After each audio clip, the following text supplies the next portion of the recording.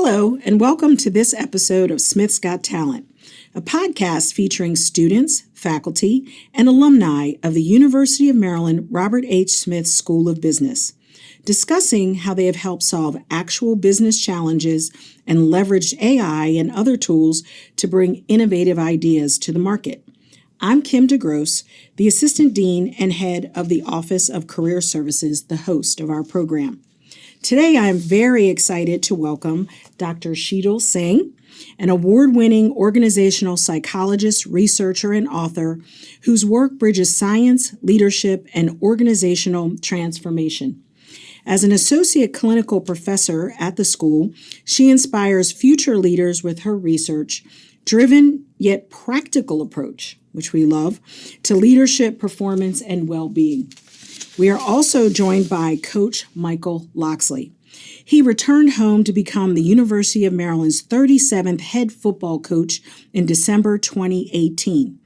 Locksley, a Washington, D.C. native, which completely warms my heart, has deep personal and professional connections to the area and has over 30 years of coaching experience. Thank you for joining us today, Coach.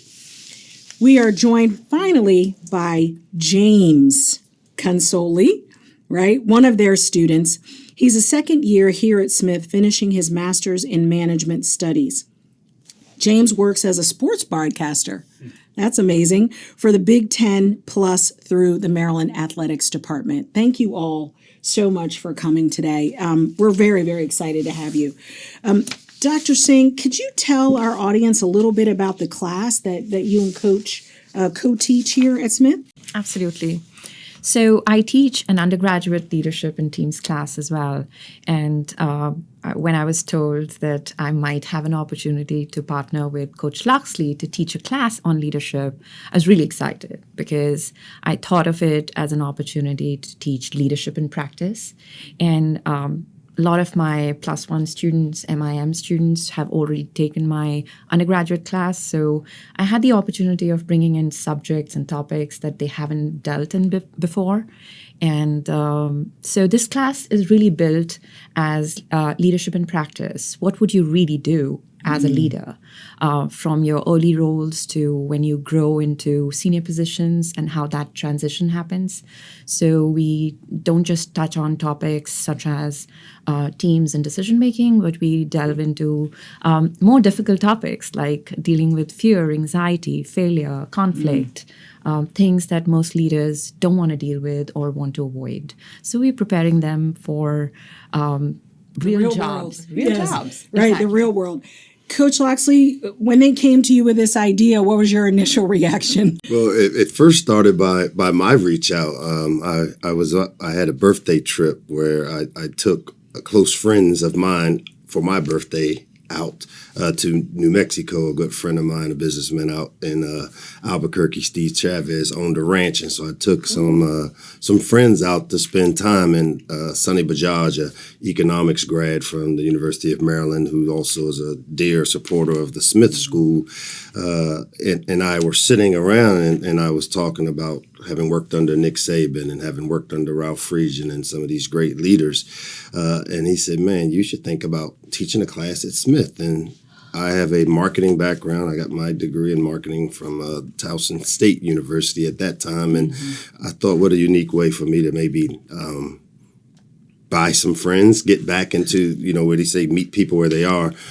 For us to become the program, I know we need the students, and it gave me an opportunity to meet them where they were, which is in the classroom, and basically take the theory that Sheetal is teaching and practicing, and me in real life time show how it works. And it's been a great combination and alignment, and it's really been helpful for me as a leader. Well, I imagine when I read the syllabus, I thought, ooh, I want to take this class. It sounds great for leaders at all levels, and certainly would recommend a lot of people around, even the university, coming and taking the class based on the syllabus. James, here you are, student representative for everybody in the class. Tell us a little bit about why you signed up for the class and, sort of what you thought you'd get out of it. Well, first of all, I've had Professor Sheetal before, and when I heard about Coach Locksley joining into the class, I mean, it just seemed like the perfect fit for a guy like me. I love sports, obviously, as you know, but also she brings the sort of psychology and therapeutic background into it, where it's not all just about brute force leadership and being the loudest guy in the room, but she's also just brings in sort of the scientific side to it and how you can approach different leadership scenarios from a different perspective, from a nurturing perspective, from growing up with guys, for Coach, for example, guys that come from tough areas, how can they be spoken to best? And guys from different areas as well. So for me, it just felt like the perfect blend of the sports culture with a little bit of psychology too. And that's what I love about the MIM program in general, is that you have a whole array of topics. It's not just the technical side of things that you're learning, it's the soft skills, it's the speaking, it's a whole blend of different things. So when I saw this collaboration, it was just, a fit for the stars, perfect for me. I love what you're saying about not just sort of coming in and pounding the table. I think there's a lot of leaders, right, sports or otherwise, that are very used to a command and control methodology of leadership, right? Do as you're told. And my husband played college football, and we debate all the time about whether they should be running up the middle or running around the side. And you see that style of coaching and leadership in every aspect. So to hear that you're teaching it a different way sounds quite intriguing. Can you tell us a little bit about that? So I know in popular culture, or as we read about leadership, we glamorize it, right? Leader is supposed to be a hero. He's supposed to be a celebrity, because those are the people that get talked about in the media. Those are also the people that get talked about in books and get written about. Leadership in reality looks very different. It pretty much ends up being one conversation at a time. When you talk to an employee who's dealing with something challenging back home, when you talk to an employee who's made a mistake, and how do you deal with that? When you talk to your team that can't get along, and you figure out ways to make sure they can sync up well together. So the practical aspects of leadership sometimes get lost in that glamorization of the topic.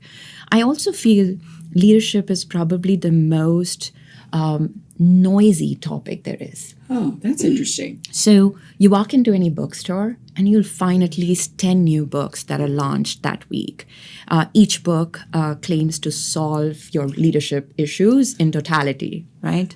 Now, so as a leadership professor, I think of my role more as somebody who's the noise reducer. So I look out to these topics and what's happening in the world and research and what's getting written about, and I say, out of this, what is irrelevant? What's not going to help you? And I'm going to cull that noise out for you. And I'll only bring you what's going to be truly useful to you, because my class time is precious. It's limited. So I will bring to you what you can truly take away from here and apply in the real world. Rest is all noise. Right.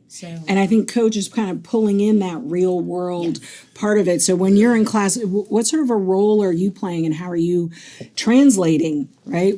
So she forces me, it becomes storytelling. And as we know, that's the new way of leadership, is through stories, which is why the leadership aisle in most bookstores is full, because every day there's a new leader born that can tell their story. And, unfortunately for me, I always say I look at leadership as having a positive impact on others. And you tend to do that more from failure than you do from success, because there's a lot more people that don't have the success. And what I've tried to do, because you don't hope your way to becoming a head coach at the University of Maryland from Ballou High School, is that along the way, I learned, my grandmom used to say, if some of my aunties would have told me their failures while they were growing up, instead of us talking about them once they're gone, maybe we could have had a quicker impact on others. And so I've been able to, come to grips through some personal tragedies. When you bury a child, it makes life a little easier to deal with some of this stuff that really is noise, as she said. And so for me,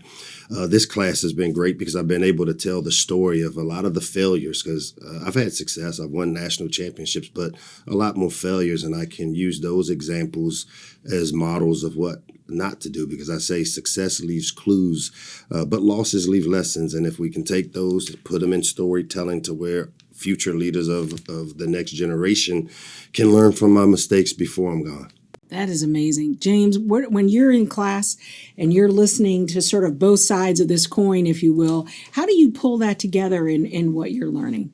Yeah, piecing those two things together, like you mentioned, when Coach talks about the vulnerability that he showed. I mean, when I talked to Professor Singh, she liked our questions that we would come prepared to. We were asked to make about 2 to 3 questions each student, and not all of them would be asked, but a select few would get chosen.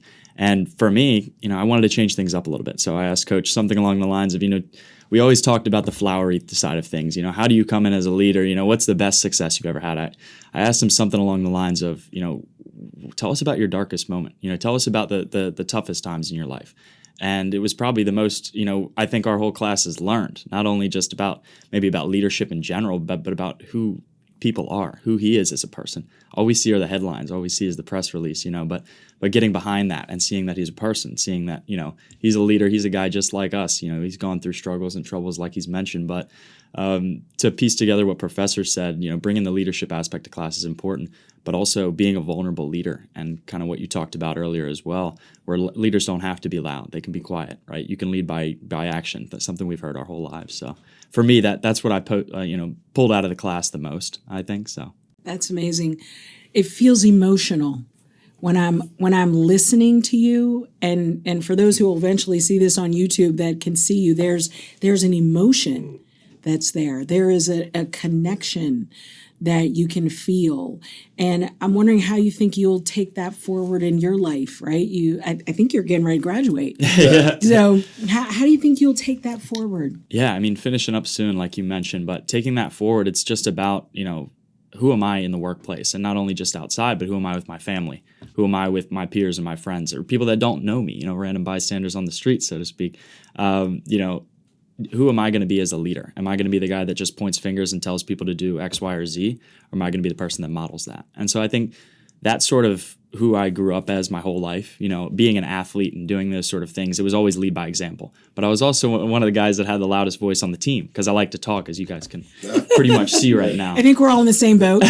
You're in good company. That's why we're here, right? Yes. But altogether, I think for me, taking away the most was I can lead by being quiet. I can lead by doing the different things that Professor instilled in us, is just announcing some of our troubles aloud, our anxieties, saying them aloud, and recognizing that they're real and that they're present. And then, by that, and then, my belief in God and all those things, it's helpful for me to move forward and realize that these things are real, and I acknowledge them, and, we go from there.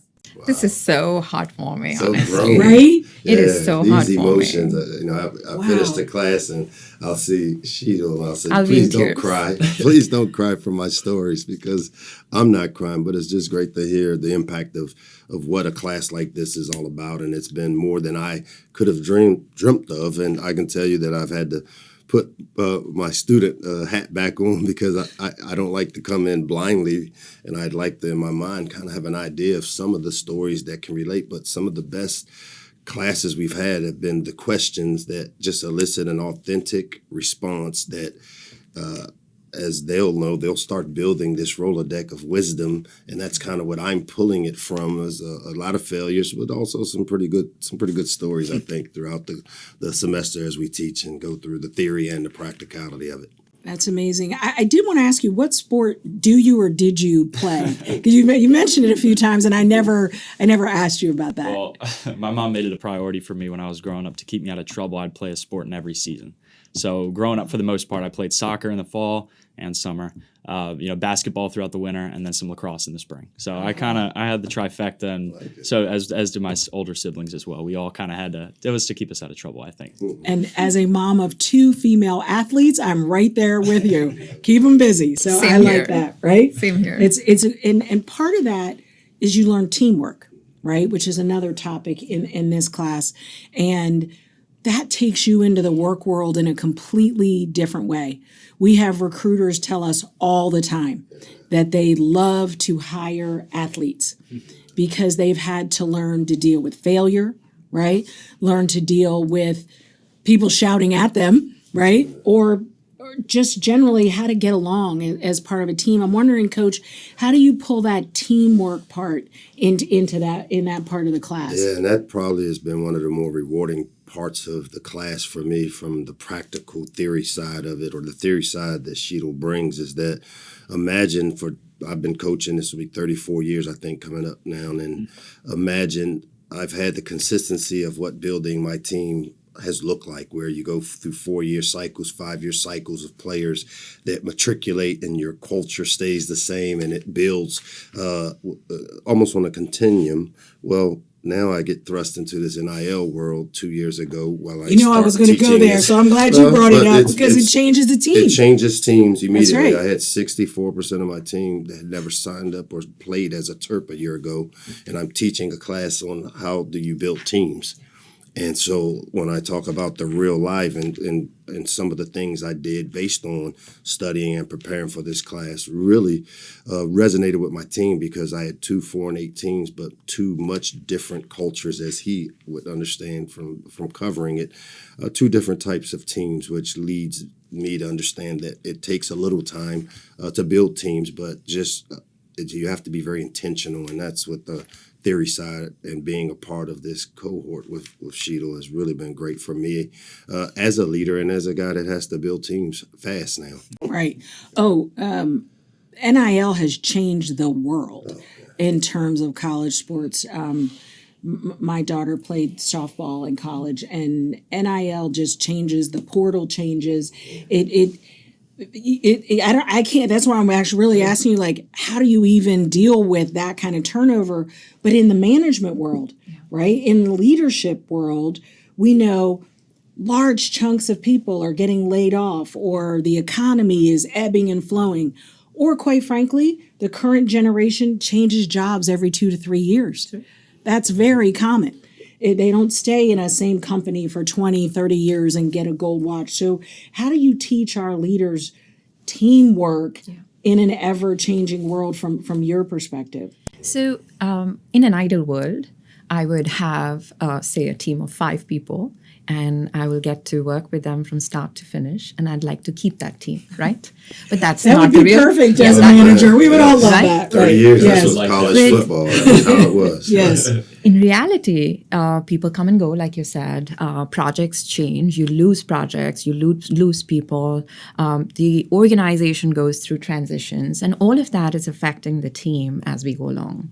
So a lot of when I'm teaching teamwork and building teams in organizations, that I'm not just teaching them how to build this perfect team, but I'm teaching them more about what can go wrong and how do you respond to that. So we talk about, just the team life cycles. And if you bring in one new person, the life cycle begins all over again. You have to go through forming, storming, norming, and performing. And if you don't go through all of that, you'll never get to performing. So them being aware of that, because we expect, there's just been one person that has shifted. We should just go as usual, and this person should adjust to us. That's not how it happens. We all have to now regroup as a completely new team. And I think Coach sees that in reality, right? I do, and it's so practical for me. And I've always been one of those guys that the top 20% does 80% of the work. And so you got to focus on keeping that top 20%, trying to develop that middle 60% that you're either coming up or you're going down. You don't stay the same, and then you cut the bottom 20% off. And the model now is applying to college football, which never before. I knew how many seniors I were going to graduate. I knew who and what positions I had to replace. And now I have to build a team, usually in a 3-month window, to go out, perform at a high level to meet expectations. And this is new, which is where me joining and becoming part of the Smith School and teaching is utilizing some of the brightest minds and resources. I know I've sent a couple of AI questions over on how to be more creative and how it can help us in game planning during the week. And we're working together to do some things behind the scenes that where we may not have the funding per se for football. We can be creative and figure out ways to do it with the resources right here on campus. That's amazing. I know Professor Padmanabhan will be happy to hear about the AI questions coming over here to Smith. We've got the talent and the tools. We do. My job is to talk to you about AI, but it's very difficult to follow what we just heard. Coach Locksley, Dr. Sheetal Singh, and James took us on an incredible journey that painted leadership in such a unique way, with all its ups, downs, personal tragedies, and the things that make human leaders who they are. AI's hook into leadership is certainly very intriguing and in some cases frightening. Some of us have seen examples where the future CEO of the year is supposedly likely to be an AI. Can that happen? And will that happen? Now, there are so many points of departure here. I want to just pick on two aspects. One, can AI help with leadership in some sense? And we're already seeing a lot of evidence of humans, executives, and others who are using AI as coaches in conversations. And there are useful things that AI can do today. For instance, there are people who've been using it to practice how to have difficult conversations at work, to get tips from AI about things that they should be doing. And as some of you may have experienced, AI can be reasonably good at this in an impersonal way of sorts, right? Even though it may talk as if it seems to be a person, but it doesn't have the authenticity, as you heard earlier, that humans bring in. And as Dr. Sheetal Singh was saying, the authenticity is not about just being yourself. It's about being true to your values. And humans do that. And humans have values. We bring our experiences to situations to make decisions, and we make judgments all the time. Can AI have values? One of the interesting areas in the AI field itself is this field called, is the sub area called alignment, AI alignment, where there is a big trend to try and build AI that also has values, right? So just like we have a world in which we have several billion humans who look alike but who differ based on their values, we are likely to be building a world in which we have hundreds of billions of AIs that look the same but are different because they're trained to have certain values. Now, I'm not going to bore you about how these AI systems may be trained with different set of values, other than you can do this. If you want to build AI that can be like a salesperson, right? You can fine-tune those AI algorithms so that it has certain values that someone in sales may have. But at the end of the day, the authenticity that humans bring come from our experiences and judgment that's honed over years and years of experience that these systems will never be capable of. And, just to settle the final question, can AI be a leader? I asked AI itself just before coming on now. And here's what AI had to say, that I can be a great tool to augment human decision-making, but true leadership requires empathy, authenticity, and judgment. And these are uniquely human traits. Let's hope it's speaking the truth. James, I'm wondering, what's been the biggest surprise for you in class? Something you're like an aha moment, if you will, that you kind of have some expectations, but like you just never thought you would get out of class so far. Wow. I mean, I think the biggest aha is just like realizing that, Coach is coming in from, like I talked about, that vulnerability standpoint, but also from a place where he's got a lot to learn too. And so does Professor as well. It's not just about, since this is the first time sort of teaching this class, they don't have, they might have the leadership experience. She might have the background in psychology and speaking with people, but they're learning as much as we are. So I think like her asking us each week, how could this next class be improved? How can, Coach Locksley's experience be improved, or how can he better, and we learned a lot as we went through. I think him bringing in players, to talk to us was a cool thing. Him bringing in, I think it was an RD. Our strength coach, who kind of leads the motivation of our team, and the ways we motivate. It's different messaging. It's alignment in the messaging and how we form it within a team. So I showed them behind the scenes the things that we do, and I think it's been practical for them, and it's really helped me. Yeah, I would say. So yeah, just kind of what he capped off saying there, but it was about not just like the students learning each week. They sort of swallowed their pride a little bit and just said, all right, well, we can learn a lot from what they have to offer. They're here for a reason. They're the ones paying to be here, right? So how can they get the best experience out of this? So for me, I think that's what it was. It wasn't just like, oh, they're pointing at me, pointing a finger and here's a slide presentation. It's, it's a conversation. That's the best way I learn. So I would just like to add, you use the word vulnerability a lot. Coach used the word authenticity a lot as well. And this might be subtle, but one of the first topics we tackle is authentic leadership.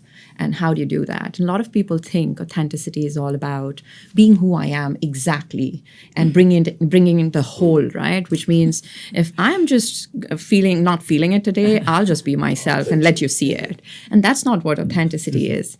And I think for me, I think the biggest benefit of bringing Coach into the classroom was he's really authentic.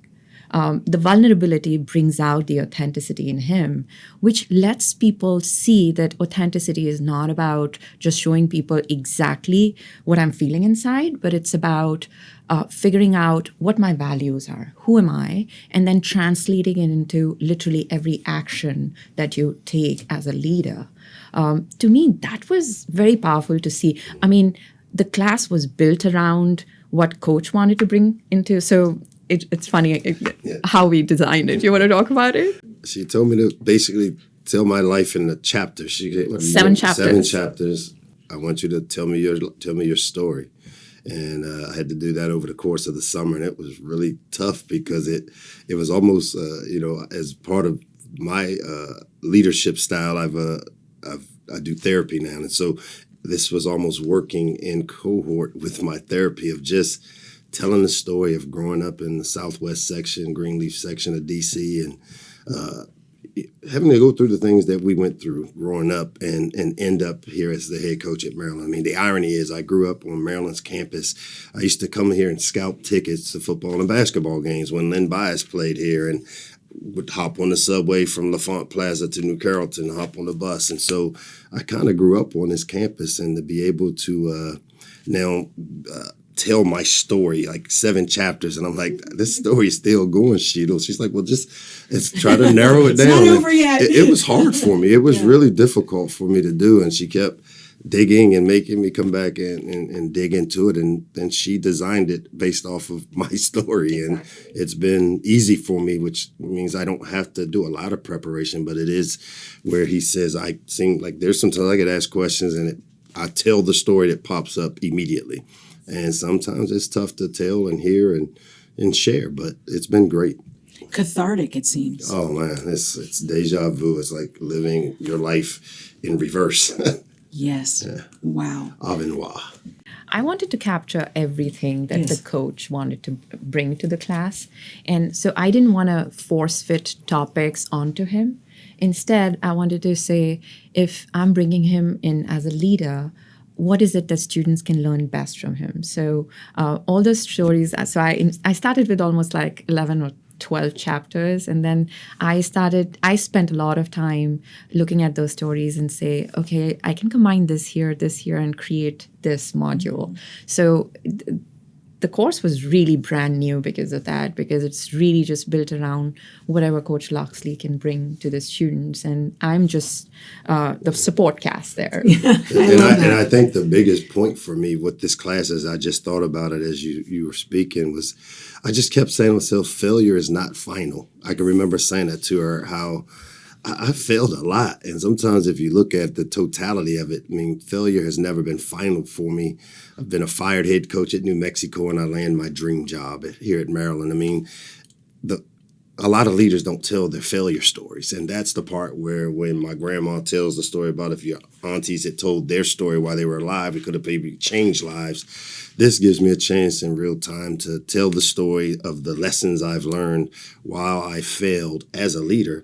But you don't fail unless you quit. And when you quit, you're done. But I've never quit. And that's part of the story, that failure is not final, which is why I can stand in front of the media and people like this guy here who grill me about winning. And I've said before, I use my favorite line is I've done harder.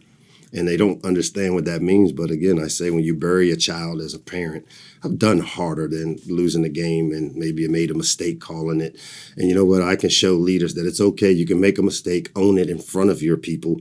And guess what? More people will learn from that than if you gloss over it, you point the finger somewhere else. You always start with yourself. And these are things I've learned from her theory, and then I'm able to put it into play. I didn't know what it was, and she's given it models and names that are really cool. And I always have to ask the students, give me that question in layman's terms, because they're super smart with the theory and those things. And I said, ask me what you really want to ask me so that I can answer it. And that's always when I get the authentic questions that I can help. You're already doing it. I just put the framework on top of it, but he's already doing it all, really, honestly. So I love that, the framework on top of it. So let me take it in reverse just a little and ask you, Coach, what do you think you've learned from being a part of this class, right? Like, what have you gotten out of it from either leadership, teamwork, personally, students, sort of the reverse? Yeah. Well, I think one, understanding the theories behind what I'm doing, because again, I was in school a long time ago, and they call them different things now, and it's like he said, it's a behavioral science type of class, and it was one of my favorite courses at Towson was buyer and behavior analysis of why people buy, and people want to know, Locks is a great recruiter, and that class always intrigued me because the psychology of being able to lead people is what she's doing, and it's really, that's been the most helpful thing, is whether it's my hand placement, because I can tell you I speak a lot, and there's times where because I'm authentic and after a game I'm probably not as polished, and she's shown our class things that you can't stand with your arms folded, coach, you're standoffish, and now I have to be open, and I've heard it before, but reinforcing things when I have to do media twice a week, and I'm thinking of Sheetal and some of her tips that I saw her giving the class. I'm a life learner. I'm always looking to learn, and I learn a lot from these kids because I told them they're a one of one generation. I grew up where it was dictatorship, 100%. And I had 4 kids that I raised, and the first 2 grew up under dictatorship, and the last 2 I had to adjust to where I'm negotiating with terrorists, I feel like. And but I had to ask them how they feel, and I had to, where are you? So I feel that way with this class, and it's been a great experience, but it's helped me with leading my team as well. So leadership, the way I say it in one word, is influence. And that's all I'm teaching people, how to influence others. So we spend a lot of time talking about communication, and not in very typical sense, but leadership communication. How do you phrase things? How do you come out as best?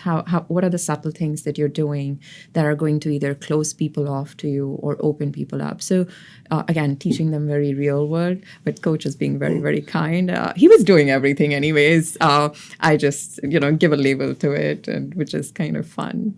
Wow. Well, as you move forward with your career, James, what do you see yourself doing a year from now, and how might you apply some of the things that you've learned in class? Oh, wow. I mean, for a year from now, a lot of things can change. Currently working with a company that helps to fundraise money for NIL. Interestingly enough, it's a new space. Coach knows what I'm talking about. Above the cap funding.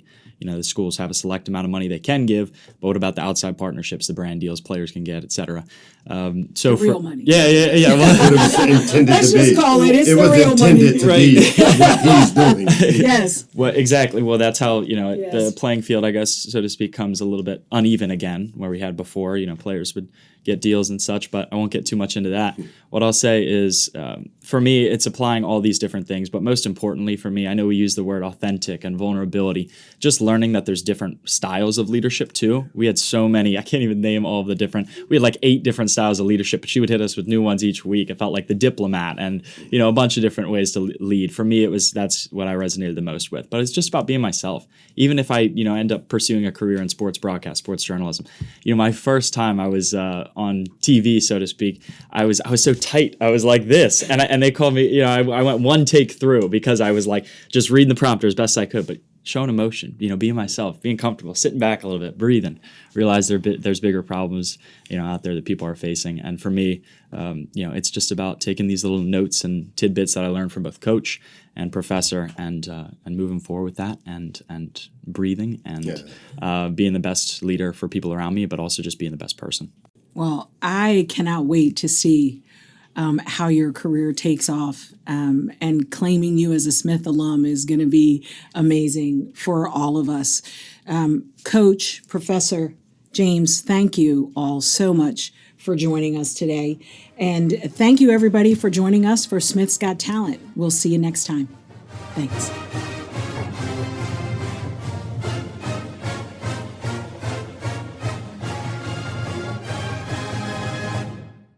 To learn more about how to hire our students that can innovate in your business, please email us at smithocs-ae@umd.edu. Again, that's smithocs-ae@umd.edu.